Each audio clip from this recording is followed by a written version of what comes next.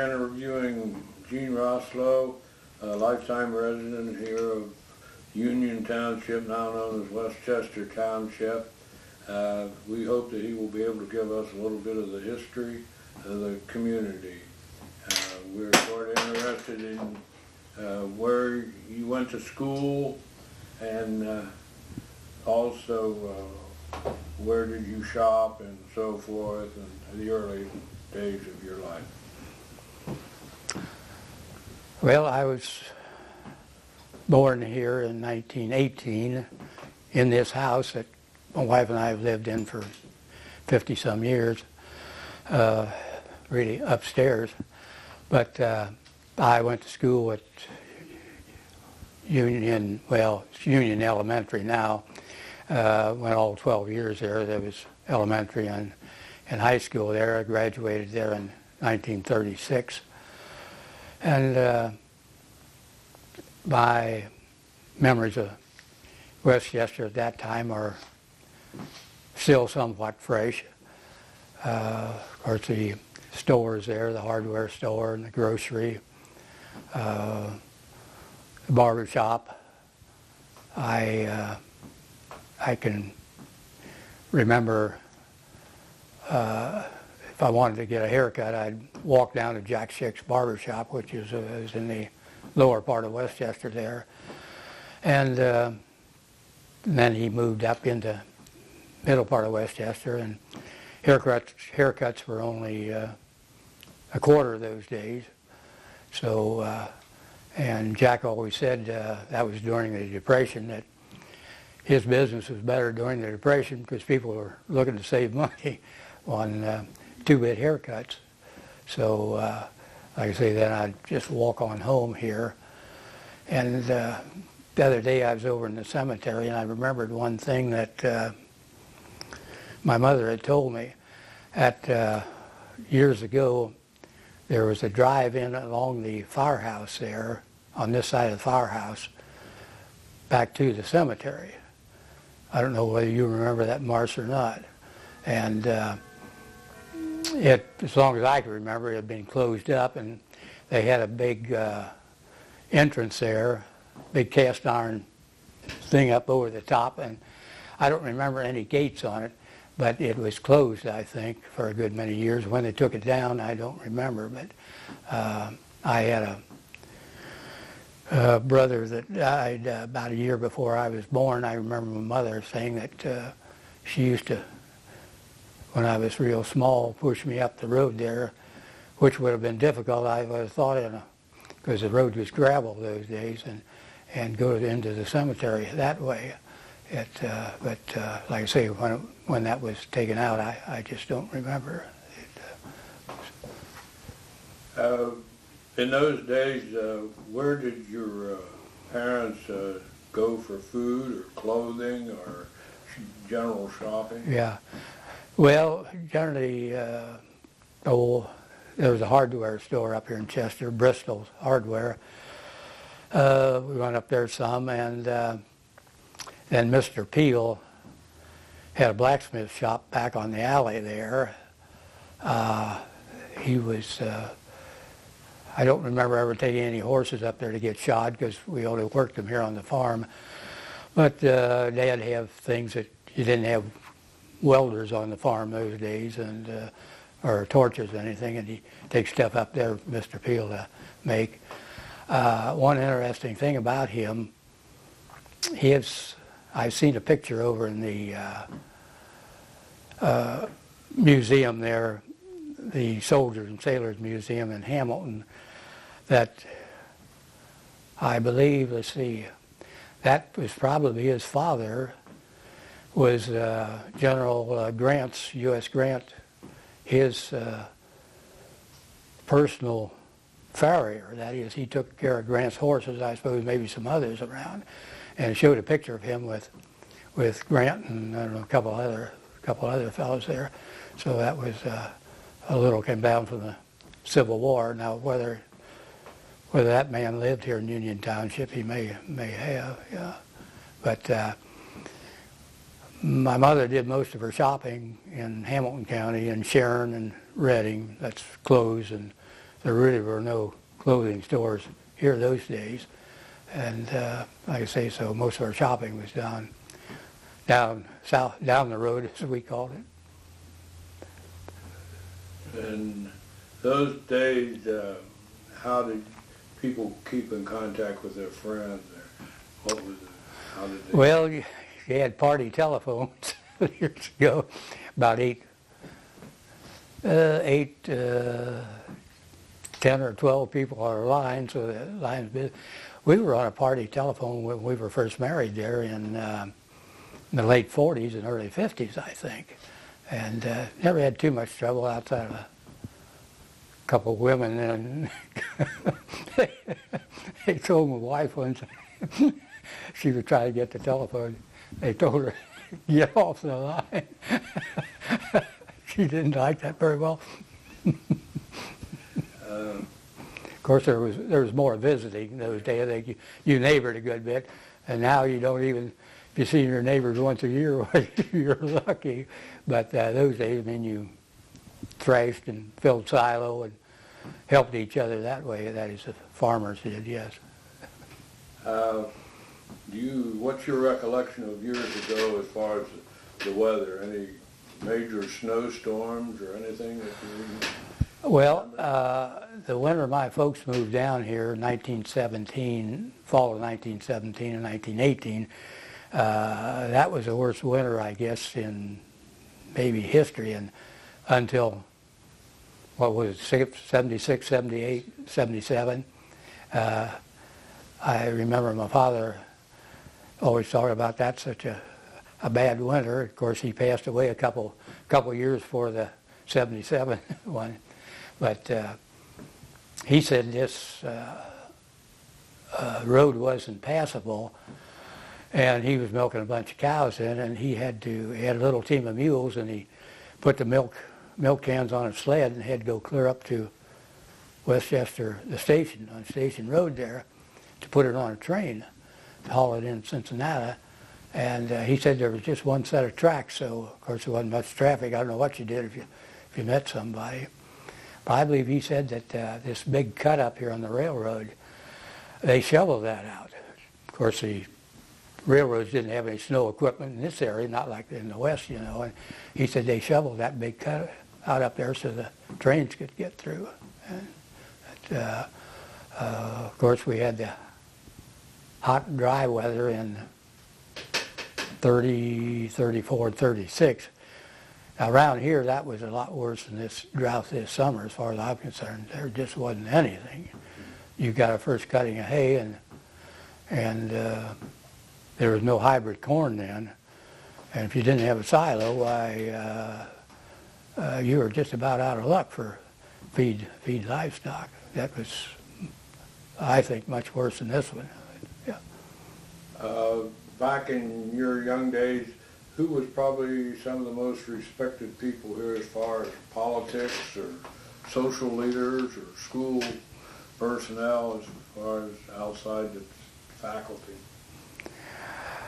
Well, I suppose the priests, minister, your school teachers, and probably of course, some people had different opinions of different people, like always. Your township trustees were, but I don't remember anybody in particular that was like you read about in books or magazines or something like that. You mentioned trustees. Do you recollect who those gentlemen were at that time? Well, Al Buck was in there for about 30 years, I think, and John Stevenson, Bill Farmer from Mods, and George Cheney was in quite a while, a little later. The early ones seemed to get voted in, stay. If they wanted to, they stayed a long time. But there wasn't much for them to do those days. They didn't have a very large budget, and they what little money they had for roads, and I think during the Depression there was a little relief. Some people were, of course, on relief that way. Do you have any pictures or anything that the group could copy to put in the... Nothing, I don't think, outside of more personal things around the farm here, and maybe a few pictures of churches, a wedding or something like that. We don't, didn't use cameras quite as much those days. Go around snapping everything. Yeah. Maybe you could tell us a little bit of your family, your children, where they were born. Yeah. Well, they were, of course, we lived here when they were born. They were born in Mercy Hospital. And I always have to kind of chuckle about the medical things. I think Margie's doctor charged us $100 for each one, and Mercy, the first 4 were $75. And when Ben came along 2 or 3 years later, we went down to pay the bill, and I think it was $175. Nowadays, I guess it's $4,000 or so if you can have one born for that.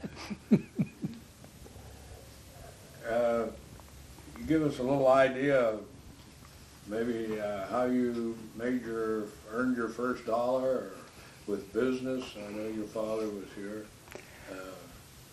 And what your line of work was here, sort of an overall picture of that. Well, I don't remember my first dollar. The glacier left a lot of gravel on this farm. That's the reason we call it Gravel Knolls Farm. And there was a hill back of the barn there, several acres, and they were probably hauling gravel out with teams, way over 100 years ago on the roads. And when my dad, after he bought the farm, they were still coming in with the old, they were starting to use the old solid-tired trucks. Well, they'd put boards down to get back to the gravel and then shovel it on by hand, and they'd paw off those boards and they'd come in and wanted to bring a team out and pull them out. So I guess he thought they were making a little money, so he bought a truck and started, and then he bought a couple new dump trucks in about 1926, and a crusher and a loader and a drag line, and then we put in a block machine, concrete block machine out here in one of the barns. So everything was going great till the Depression hit in 1929, and things were pretty tough then. He had a couple fellows working for him, which my mother boarded. She fed them and washed for them and everything. Now, you wouldn't find many women would do that these days. But anyhow, I remember him telling, I think it's February, about 32 or 33, he sold a half a yard of sand. That's all he sold that month, never got paid for that. So things were a little tough those days. But we had, in the Depression, we had it a little better. We had milking cows and had chickens and hogs to butcher, and Mom canned a lot. But there were people on the road she fed almost every day. They'd come in off the road and then off the railroad up there too, looking for a sandwich or a cup of coffee or something. Yeah. What would be your first recollection of, say, the automobile or the radio, or seeing an airplane fly over or something? Well, this, let's see, they paved this road in 1924, and it seems to me we used to, before that, like on a Sunday, we might sit on the front porch and count, see whether there were more closed cars coming along than the old open touring cars. I don't remember it being particularly dusty. I guess I didn't pay much attention to dust those days, but it was Of course, much nicer after it was paved. Oh, what else was that? Airplanes or radio or something? Yeah. Radios. Well, we got our first radio in 1927, and they were pretty expensive then. I think they had paid about $300 for a first radio, which $300 in 1927, you could almost buy a new car with. But airplanes, all I can remember is first, I guess, was when Lindbergh flew to Paris and discussing that. First airplane ride I had was when I was in cadets in World War II. We had got 10 hours of flying and see whether you were going to be a pilot or not. And it was just a grass airfield out in Lubbock, Texas, and I thought the thing was going to shake to pieces before we got off the ground. Speaking of your being in the service, would you give us a little idea of where you were at and what you did while you were in there? Oh, I tried to enlist in Air Cadets there, I think in January, right about a month after Pearl Harbor. And they wouldn't take me. I can't think what the reason was. So then I was drafted a couple of months later. And I went to Fort Thomas, and down to Jefferson Barracks in St. Louis, and then up to Illinois for link trainers training. And I was a link trainer instructor down in Texas. I spent about a year and a half in Texas during the war. I got tired of sitting at a desk, so I put in for cadets, and I went to California for a little while in Lubbock, Texas, and then I went to near San Antonio there for navigator training, and I was in B-24 as a navigator out in New Guinea and the Philippines there. So I was lucky I didn't go to Germany. I always considered that we had some few rough times, but nothing like these poor guys over Germany had. They had it rough. Sort of change a little bit here. I know you've had great interest in the fire department when we started it, but would you want to elaborate a little bit on our fire department and maybe our police department also? Well, I think was it 62, I believe, that started the fire department, and we did some training down at Evendale. And then after they got the firehouse built here, we started there. And I remember, of course, I lived closest to the firehouse, so I had the pleasure of driving. I'd get there first, and I'd drive the truck. So I think the night they started the fire department, I think somebody had a house, or not a house fire, but a car fire over around Pisgah. You remember that, Martha? I don't know why I was keeping the car in the barn out there, and Dave went out and opened the doors for me. I was in such a hurry, I almost ran over him. Luckily I did. But, I guess I was on the fire department 3 or 4 years, but it was hard for me with the business here, and they were getting more volunteers, so I left, I think, in about 65 or 6. But yeah, I enjoyed it and tried to be some help. Do you have any recollections of what our police service was like here before we had our department? Well, what was, do you remember Jake Doofman? Can't think what was that called then? Oh yeah, he was constable. And I don't know exactly what Jake did. I guess was any drunks around us. He took care of them. And then finally, I guess that was about it till they, Yeah, I guess Bill was. He was after that for a few years. And then when he started the police department, that ended that part of history. So.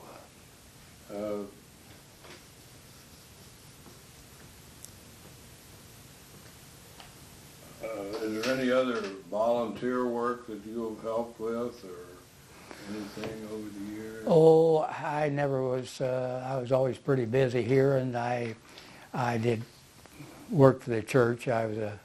We've always gone to St. John's Catholic Church, and I was a trustee, and we took up collection those days in the little church there. Would hold about 120 people. I can remember when we had pew writ for Mass on Sunday, or maybe during Mass, everybody paid a dime for the seat. They'd pass it out to the end of the aisle, and we'd go up and down collecting it. Then they'd have the regular collection besides, but of course it didn't amount to too much, not like it does nowadays. Sort of backing up maybe just a little bit, years ago, your laundry and mail coming here, how often it come, and some of the little errands you would have to run. You have any elaboration on any of those things? Well, of course, there's RFD, Rural Free Delivery here. Came once a day. Casper Bedacht did it for some years. I think he started out with early there, maybe in the teens, with a horse and buggy. And then he progressed to a Model T, I suppose, and then it came on down. The earliest post office I remember was in Bill Grail's house up there in Westchester. Mrs. Kramer was the postmistress there for years and years, and of course they had boxes there. People in Westchester picked up their mail, and the postman worked out of there. I don't quite remember. I think it was in the 50s when they built the present post office and began getting a lot more routes there. What was the second question there? Well, how did we do laundry years ago? Well, of course, everybody generally did their own till after World War II when the laundromats came in. Some people went to that, but and dry cleaning, I don't remember ever being a dry cleaner in Westchester. There was Sharon and Redding had dry cleaning, yes. But probably something we missed, probably the most important thing in your life, or one of them. How did you meet your wife? Oh, I guess I knew her a little bit for quite a few years, and then they had,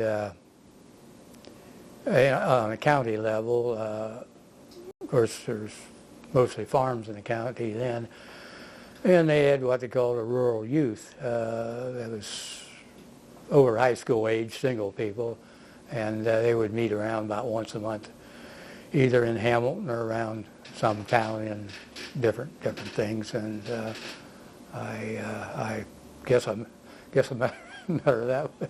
Yeah. But, could you give us a little idea of some of the vacations you've taken and traveling you've done in your lifetime? Well, about the first, let's see. Oh, well, when our oldest daughter Jane was about 3 years old, we went to see some of my relatives in Pittsburgh, and we went on. I think we drove on to Niagara Falls and there, and went up into Canada and came back, and then went to see a great aunt of Margie's there a few years later in Pennsylvania. She was in a rest home there at near Cornell University, and went up into Canada then. But there for from time we were married till 1970s, we pretty well kept our noses to the grindstone. Then we started traveling there. We've been to Europe 5 or 6 times, and Australia and New Zealand, seen a lot of Canada, and of course, I saw some of a little China and around there in World War II, and I've seen a little Mexico. We've been to Bermuda and places like that. We've done a fair amount of traveling but most of it in later years. And, you speak of being to New Zealand and to Australia. Is there anything that stands out in your mind about those areas? Well, we like New Zealand real well. It's a lot of farming country. You'd see, it was a bus tour, and the driver said, this afternoon you'll see 1 million sheep. Now, I didn't count them, but I think he was about right. So that was interesting to us farmers, yeah. So, yeah. And I heard you speak earlier about attending church here at St. John. Can you tell us a little bit about the early history that you remember of St. John? Well, I was baptized, like I say, there on September 1st of 1918. Father Ratterman, I was only about 2 days old. I think they didn't, I don't know whether they didn't think I was going to make it. I don't think I was too robust. And Father Ratterman baptized me. And the little, of course, it was a little church. There are pictures of that around. And Wally Schulze has the belfry over here on near his home there on Allen Road. And of course, it was just small. We had priest lived here, and then he went to Foster's every Sunday. And then one Sunday he went to Mara, I think. That is, to Mara, on the other side of Foster's, one Sunday a month. And then finally, in the middle 30s, Father Heitker was here. He was well, there had been several priests in between. He came from St. Rita's, and the one house up in Westchester was where the other priests had lived.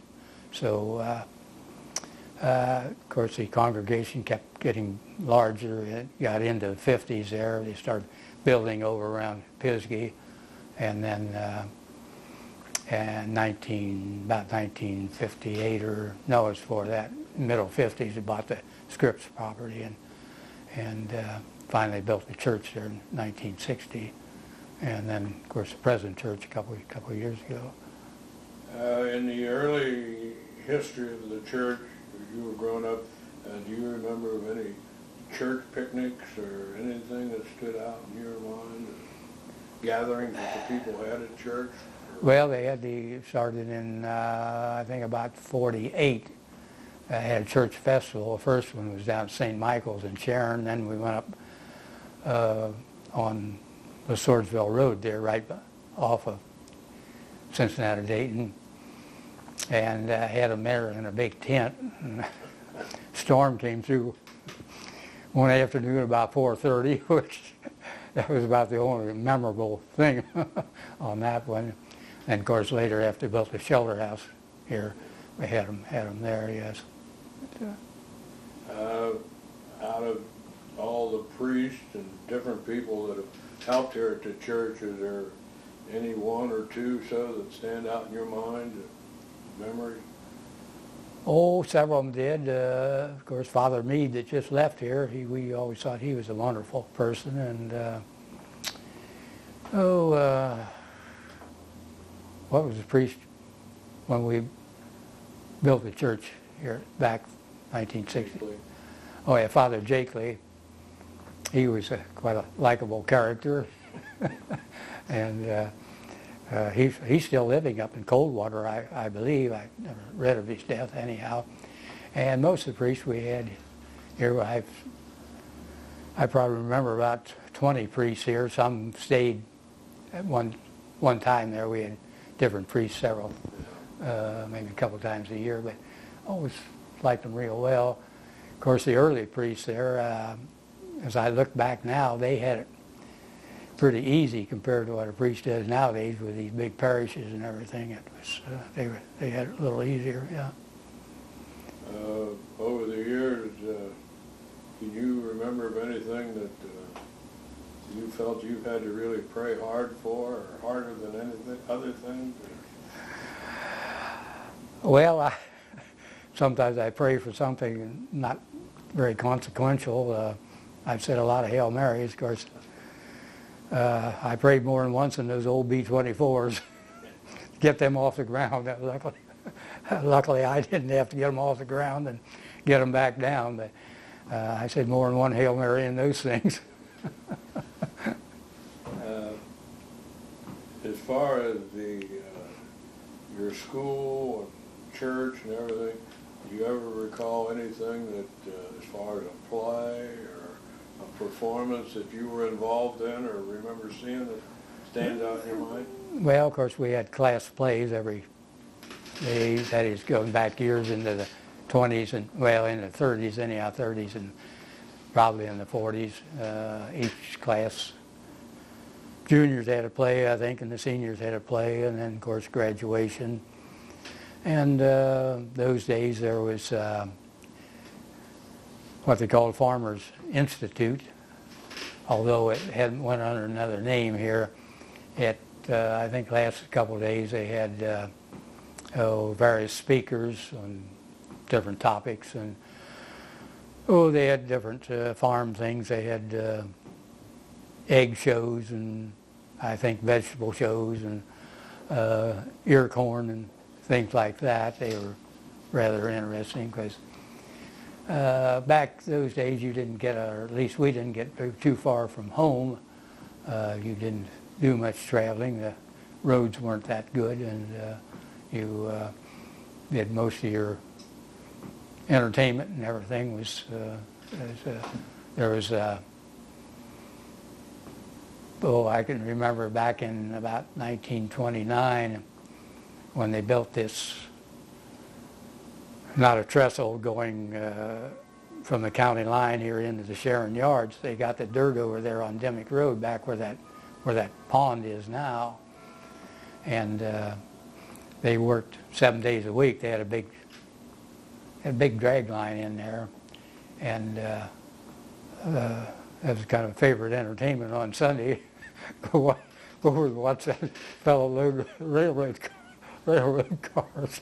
But there were, of course, dances. There was a dance hall at Port Union. Nusky had a dance hall there on 747 at Port Union, and there was one up here in Westchester, right beside the tavern, what used to be the tavern there, and then Lou Crosscup had one on the Swordsville Road. They had dances every Saturday night, which attracted quite some crowds. I don't remember there was any fights or anything like that. There may have been, I wasn't around, but that was some entertainment. And like I say, there was the PTA, that was the Parent Teachers Association. I guess they still have something like that. But there was occasionally there'd be a fire when the Crescentville and the Rialto paper mills burned down. That was some entertainment there. But otherwise, people, and there were card parties, Euchre and 500, the churches and various organizations had those. And that was pretty interesting, I think. Go back to something else here. Going to school years ago, what is your feeling of the education you received, say through high school and the grade school?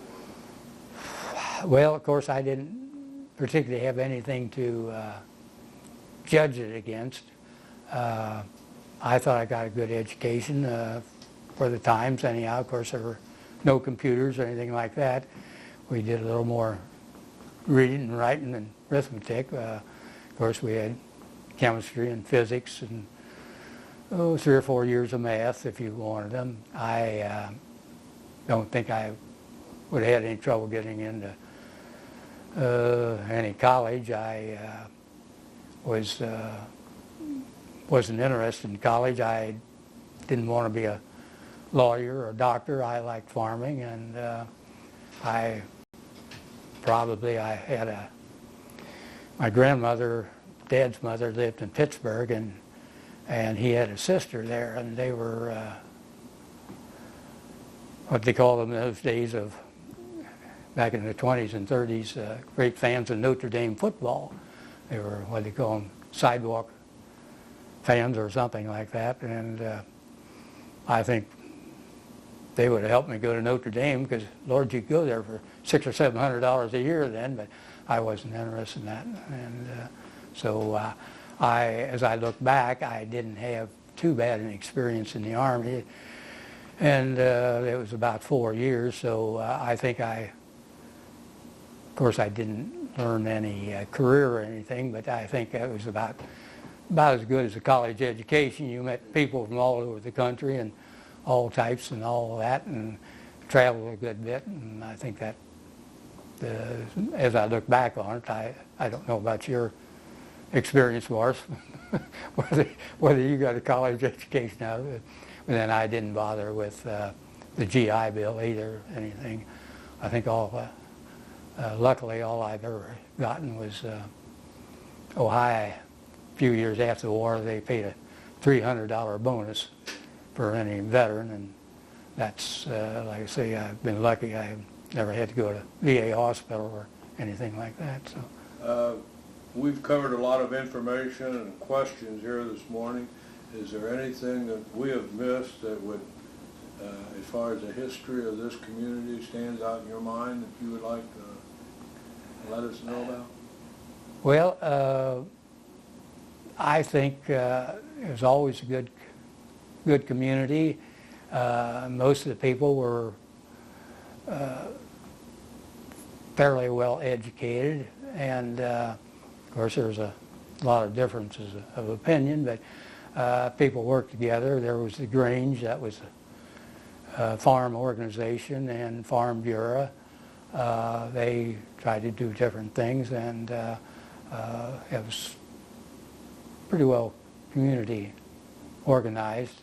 So it was a good community to grow up in.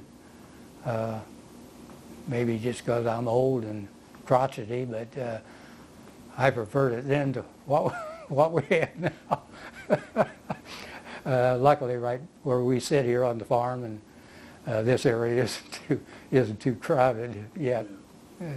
Unless you get over, if I get over around the other side of Boulevard, I may get lost. But it's good those days. Even going way back into the 1800s, of course I don't remember that naturally, but things were pretty good. We were close enough to Cincinnati that, and of course they had trains. 2 railroads went through the township here, and years ago the canal and all like that. So it wasn't, it was, like I say, a pretty good community. And the people that moved in, there was quite a few people came up here from Kentucky, and they were all good, hard-working people. And of course, with the paper mills and like that down here in the valley, there and the railroad, there was a lot of people employed those places those days. But yeah, cool.